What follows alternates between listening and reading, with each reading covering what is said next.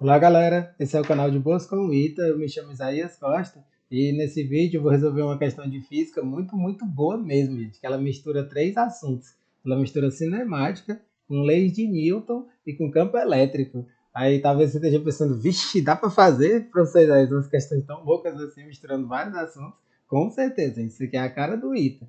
Então, assim, antes de começar, peço a vocês a gentileza de darem um like no vídeo, de seguirem o canal, de compartilharem com os amigos. Isso ajuda muito o YouTube a reconhecer que esse aqui é um conteúdo relevante e dessa forma distribuir esse vídeo para mais pessoas. Essa aqui, gente, é uma questão muito incrível. Assim, fiquei muito contente assim quando eu resolvi, cheguei no gabarito dela, que ela realmente bota você para pensar, né? Essa é aquela questão que realmente ela foi elaborada de um jeito que bota você para pensar, né? Ela diz o seguinte: a figura seguinte mostra um corpo de massa m e carga q, abandonado na posição A sob a ação de seu peso P. Abaixo do plano horizontal π, atua um campo elétrico uniforme vertical e de intensidade E igual a 2P sobre Q. Aí o tempo que o corpo leva para voltar, a posição A é. Aí aqui você tem esses itens, né? Você vê que é uma questão literal. E ele quer que você diga qual é desses itens a resposta, né? Aí assim, quando eu peguei essa questão para resolver, eu fiquei pensando, vixe, como é que tá acontecendo essa situação aqui? O mais louco, assim, é você fazer essa interpretação, gente, que quando ele fala, é preciso ler com atenção. Esse plano aqui, que ele chama de Pi, né, ele está separando uma região que tem só campo gravitacional e de uma região que tem campo gravitacional e campo elétrico. Gente. Aí tudo começa a partir daqui. É uma interpretação muito interessante. A parte de cima, a gente tem só o campo gravitacional G para baixo. E aí, quando ele chega bem aqui, nessa parte, quando chega o plano Pi, aqui também vai ter o campo gravitacional, ele não deixa de atuar, ele continua atuando. E aí você vai perceber o seguinte, por isso que essa questão ela mistura cinemática com o campo elétrico, porque a princípio você vai ter uma queda livre. Aí o que acontece? Ele vai ganhar velocidade por conta da aceleração da gravidade.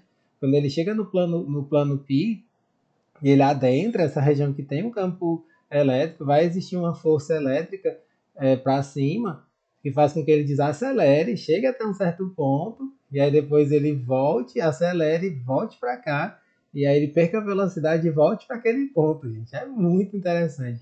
E inclusive isso aqui é até um sistema conservativo, viu, gente? Do jeito que ele foi criado, ele é um sistema conservativo. É legal falar toda essa teoria antes da gente começar as contas. A questão tem umas continhas meio grandes, mas é interessante se ater um pouco na teoria, porque senão você nem entende. Não adianta nada fazer um monte de conta se você não entende fisicamente a situação.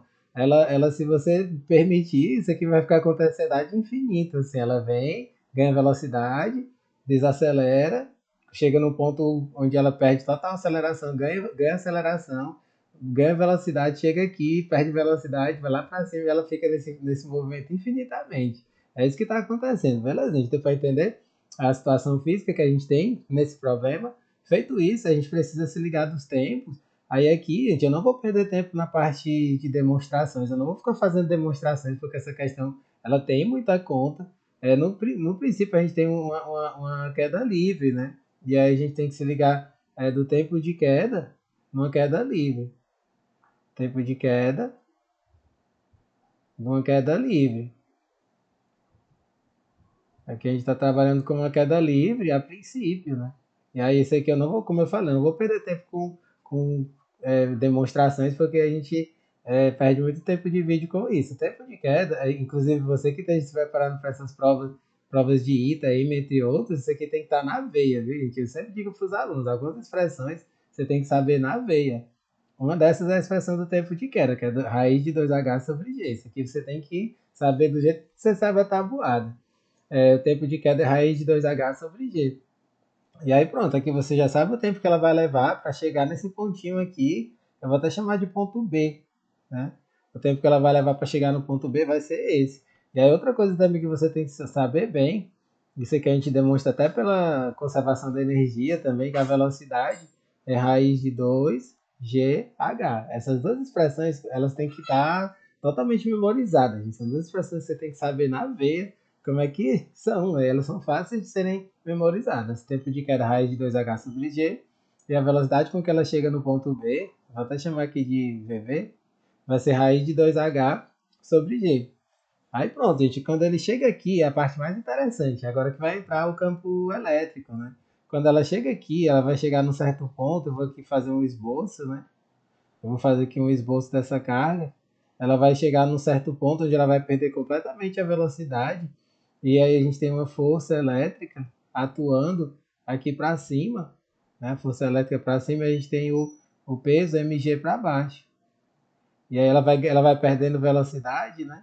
Eu vou fazer até um pontilhadozinho aqui. E aí você tem que prestar atenção numa coisa, viu? Essa carga ela sendo positiva, a gente sabe bem disso, que quando a carga ela é positiva, a força elétrica ela atua no sentido do campo elétrico, né? No mesmo sentido do campo elétrico. Por isso que a força elétrica ela fica para cima, porque se trata de uma carga positiva. Então tá tudo ok, é parte teórica. Aí pronto, o que a gente tem que fazer aqui nessa parte? A gente tem que fazer a força resultante, né? A gente tem que trabalhar com a segunda lei de Newton agora. Ó. Segunda lei de Newton. Aí no final a gente vai fazer a soma de todos os tempos, viu? Porque o objetivo da questão é saber o tempo total, né? Um dos tempos a gente já sabe, que é a raiz de 2h sobre g. E aí vamos continuar aqui. Aí na segunda lei de Newton, como é que a gente vai fazer? Aí eu vou fazer com esboço, né? A gente tem o peso para baixo, m vezes g. Eu não vou ficar usando o p, viu, gente? Porque esse p foi colocado na questão só para confundir o aluno. É lá no final só que eu vou substituir o p. Vocês vão entender por que eu estou fazendo desse jeito. É mais simplificado esse jeito que eu estou fazendo. A gente sabe, gente, que a força elétrica ela é dada por E vezes Q. Né? E você tem que saber disso também. É muito importante que você tenha esse conhecimento. A força elétrica é o campo elétrico vezes a carga. Só que quem é o campo elétrico? Esse campo elétrico ele é dado por 2P sobre Q. Isso é dito no enunciado da questão.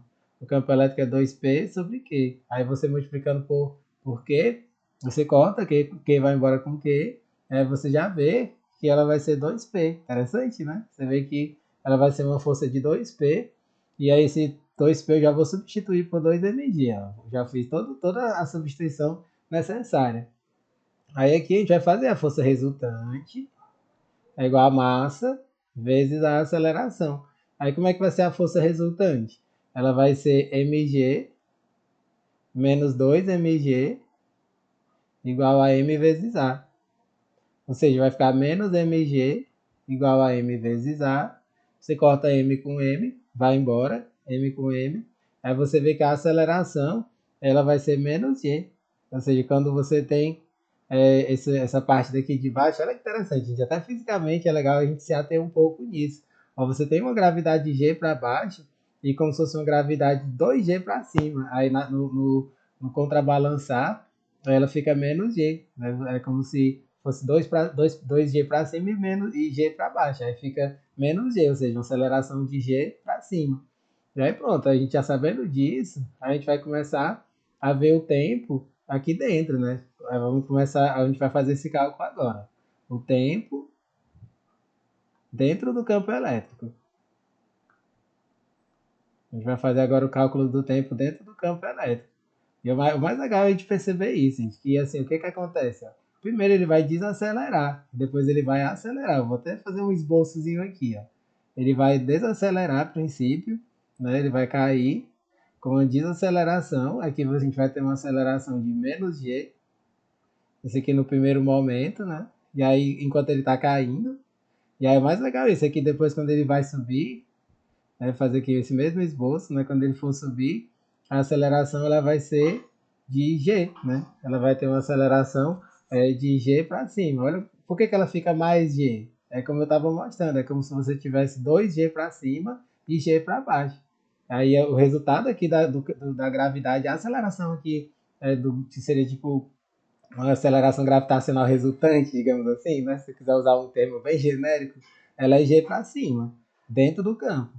E aí ela é menos g enquanto ele está desacelerando. Bacana, né? Aí o mais legal é você perceber isso, ó, que ele vai subir, aí o tempo de queda é o mesmo tempo de subida. Não tem nenhuma diferença. O tempo de queda vai ser exatamente o mesmo tempo de subida. Porque você tem em módulo a mesma coisa, em módulo você vai ter g. Interessante isso, né, gente? Aí pronto, aí para isso, como é que a gente vai fazer esse cálculo? A gente vai se utilizar da cinemática, ó, V igual a V0 mais AT. A gente já sabe a velocidade com que ele chega essa partícula, ela chega no campo. Eu já mostrei aqui, ó, ela vale raiz de 2 de H. Então, e aí a velocidade final vale zero, né? A velocidade final vale zero. Isso aqui quando ela está entrando no campo, né? Lembrando que esse cálculo aqui é quando ela está entrando no campo, fica zero, igual essa vez zero, vai ficar raiz de 2GH, e essa aceleração, ela fica menos G vezes o tempo, né? Vou chamar só de T mesmo. Aí, isolando aqui o T, ele vai ficar raiz de 2GH dividido por G. Aí você vê que pode passar o G para o lado de dentro, né? Quando você passa o G para o lado de dentro, ele vai ficar exatamente a mesma expressão do tempo de queda, raiz de 2H sobre G. Porque fica G dividido por G ao quadrado, então fica G no denominador. E aí pronto, esse aqui é o tempo que ele vai levar para descer. E aí o tempo que ele leva para descer é o mesmo tempo que ele leva para subir. E aí pronto, aí eu vou colocar aqui o tempo total, né? Eu vou chamar de T total dentro do campo, né? Lembrando que isso aqui é dentro do campo, vai ser duas vezes a raiz de 2H sobre G. Aí pronto, aí agora só resta a gente saber o tempo de subida, né? Mas isso aqui é tão tranquilo, gente, porque olha só, quando ele vai voltar, ele vai ganhar velocidade do mesmo jeito. Então, a velocidade com que ele vai sair aqui por conta de em módulo CG, ele vai sair, na hora que ele for sair, eu vou até botar de vermelhinho aqui, ele vai sair, né? Aqui você tem tipo VB para baixo. Tô procurando explicar bem direitinho para que você não fique com dúvida, viu? Aí na hora que ele for sair, por incrível que pareça, ele vai sair também com velocidade VB, porque em módulo a aceleração ela tem módulo G, então ela vai sair com a mesma velocidade com que chegou. Então se ela saiu com a mesma velocidade com que chegou, aí o tempo para voltar até A, né? Aí tipo assim, saindo do campo